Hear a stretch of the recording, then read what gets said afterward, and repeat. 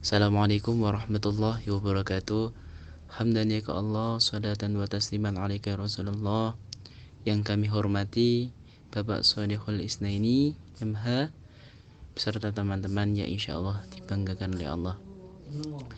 Kami dari kelompok 3 akan mempresentasikan mengenai apa itu key research, key activity, key partnership. Di sini kami beranggotakan yang pertama saya sendiri Hilal Hafidi, yang kedua Nindi Rahmat, yang kedua Putri Margareta. Memetakan sumber daya atau disebut key resource. Apa sih key resource itu?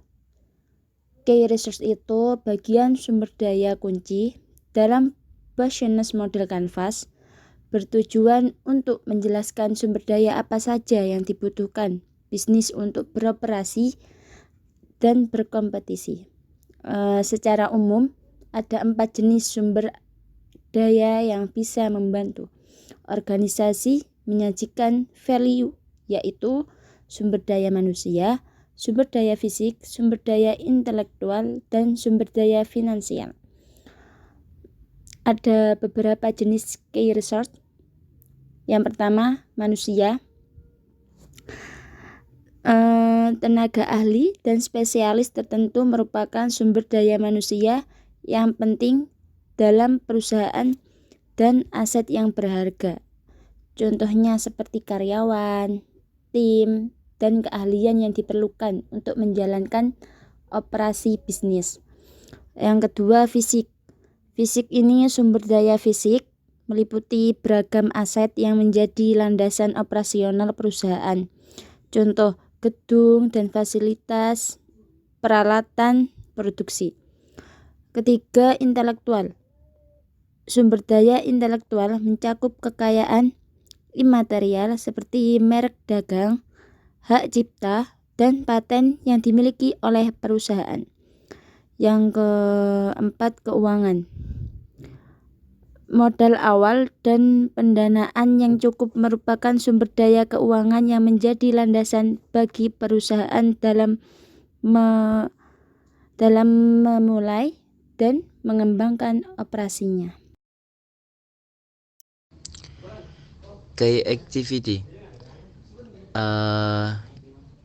Ini salah satu bisnis model Canvas yang bertujuan untuk menjelaskan aktivitas apa saja yang penting untuk bisnis beroperasi dan mencapai proposisi nilainya.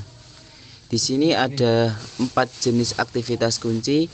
Yang pertama adalah aktivitas kunci bagian produksi, di mana di sini akan menjaga kualitas produk atau jasa.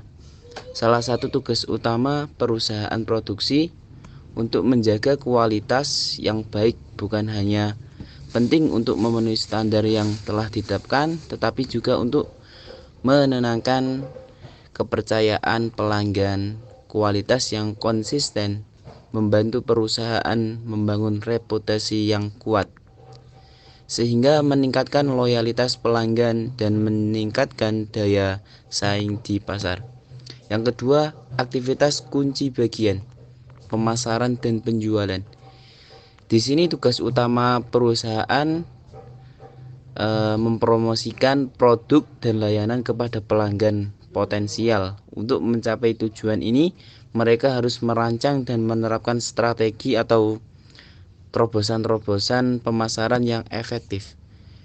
Yang ketiga, aktivitas kunci bagian inovasi. Perusahaan atau divisi inovasi ini memiliki peran kunci dalam menjaga perusahaan agar tetap di garis depan inovasi dalam industri mereka. Yang keempat, aktivitas kunci tim jaringan. Jaringan perusahaan atau divisi memiliki peran yang sangat penting dalam membangun dan memelihara hubungan dengan pemasok, mitra bisnis, dan komunitas profesional. Di sini melibatkan 2 aspek kunci penting. Yang pertama, membangun hubungan dengan pemasok dan mitra bisnis. Di sini hubungannya harus sangat intens agar produk yang atau bisnis yang dijalankan berjalan dengan lancar. Yang kedua, berinteraksi dengan komunitas profesional. Di sini diartikan bahwa sebuah bisnis berkolerasi, berhubungan dengan para komunitas profesional akan mengembangkan bisnis tersebut.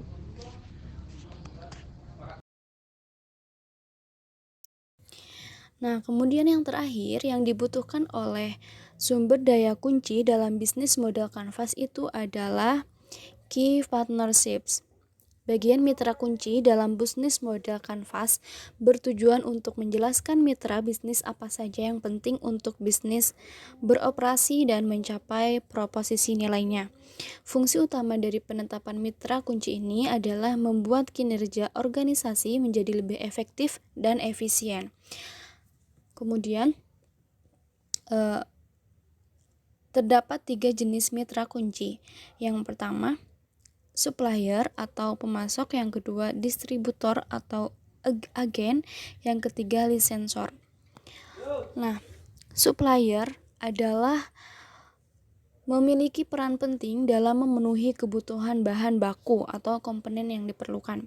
Supplier adalah mitra yang menyediakan sumber daya yang esensial untuk produksi atau penyediaan produksi dan layanan. Mereka sangat penting untuk berperan dalam memastikan persediaan pasokan yang berkelanjutan untuk perusahaan. Kemudian yang kedua itu adalah distributor atau agen. Distributor atau agen merupakan mitra yang bertanggung jawab untuk mendistribusikan atau menjual produk kepada pelanggan akhir di berbagai lokasi atau pasar tertentu. Mitra ini membantu perusahaan dalam memperluas cakupan geografis dan mendapatkan akses ke pasar baru yang mungkin sulit dijangkau secara langsung, dan distributor atau agen juga dapat memberikan keahlian lokal, pengetahuan pasar, serta dukungan pemasaran dan penjualan yang berharga. Nah, yang terakhir itu adalah licensor.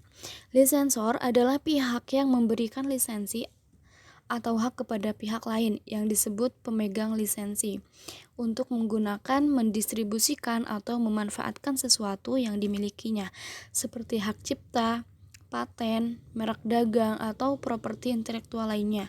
Dalam konteks bisnis dan hukum, licensor adalah pihak yang memiliki hak atau suatu produk, inovasi, atau karya intelektual, dan mereka memberikan izin kepada pihak lain untuk menggunakan hak tersebut dalam pertukaran ketidakseimbangan tertentu.